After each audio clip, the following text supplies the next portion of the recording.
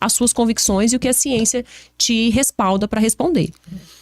No caso, chegaram lá os corpos da família que infelizmente faleceram envenenados, né?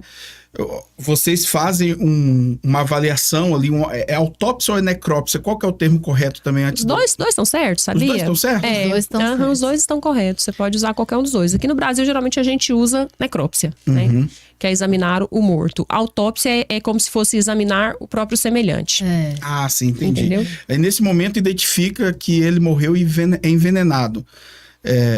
Como que essas características aí podem levar um médico? Lógico que eu tô fazendo uma pergunta tão difícil para se responder em apenas um episódio de podcast.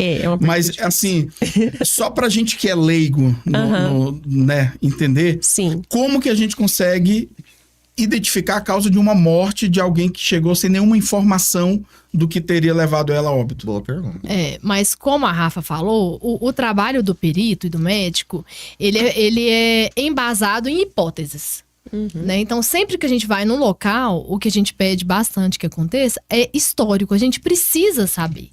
Porque o histórico que a gente coleta naquele local, no caso da Amanda Partata, a Rafaela vai poder falar melhor porque ela trabalhou diretamente, o histórico guia o médico.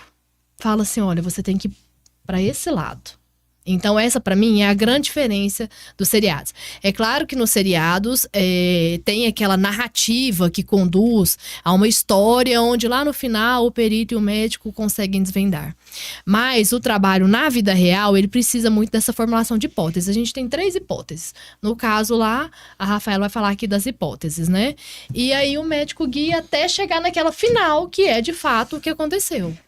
Exatamente. Nesse caso, é um caso que é bom para ilustrar o trabalho, né? Que a primeira história que veio era uma história que confundia a gente, na verdade, né? Então, a primeira história que veio era de uma intoxicação alimentar. Isso. Né? Então, teoricamente, ali um óbito por causa natural. Mas como a situação era suspeita, né, 2 pessoas da mesma família, enfim, acabou que ficou lá no Instituto Médico Legal pra gente realizar. Mas no momento da necrópsia em si, não havia uma certeza, uma história que te conduzisse de fato para um possível envenenamento. Então a gente tinha a hipótese principal como sendo uma intoxicação alimentar. Isso.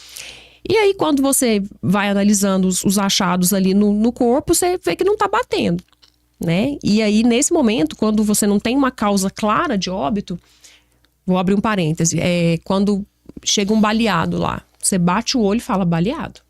Vou só medir aqui qual que é a distância, se é tiro a longa distância, se é a curta distância, vamos fotografar e tudo mais, mas você já sai com o laudo fechado ali no final da necrópsia.